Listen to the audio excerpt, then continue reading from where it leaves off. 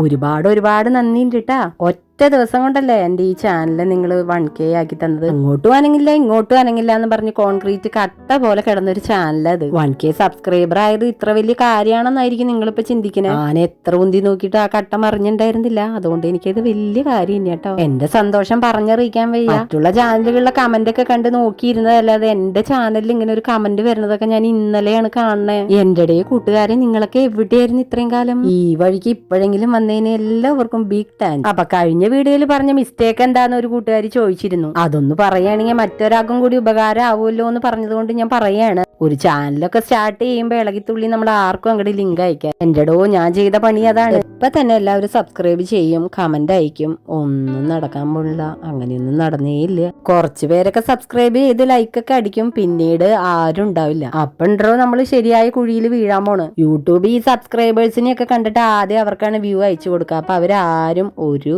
Comment പോലും അയക്കില്ല. കുറ്റം പറയാൻ പറ്റില്ല. ഇഷ്ടം കൊണ്ട് അവർ സബ്സ്ക്രൈബ് ചെയ്തു. പിന്നെ പെയിന്റിങ് ഇഷ്ടമല്ലാത്തതുകൊണ്ട് അവർ കമന്റ് അയച്ചില്ല. സബ്സ്ക്രൈബേഴ്സ് റെസ്പോൺസ് ചെയ്യാത്ത വീഡിയോയ്ക്ക് യൂട്യൂബ് തരൂ വ്യൂ. ഇതാണ് എന്റെ കുഴി ഞാൻ തോണ്ടിയ കഥ. എന്റെടോ കഥയൊക്കെ കഴിഞ്ഞപ്പോ പെയിന്റിങ് പൂർത്തിയായി. ഇഷ്ടമായ ലൈക്കും സബ്സ്ക്രൈബും ചെയ്യണേ.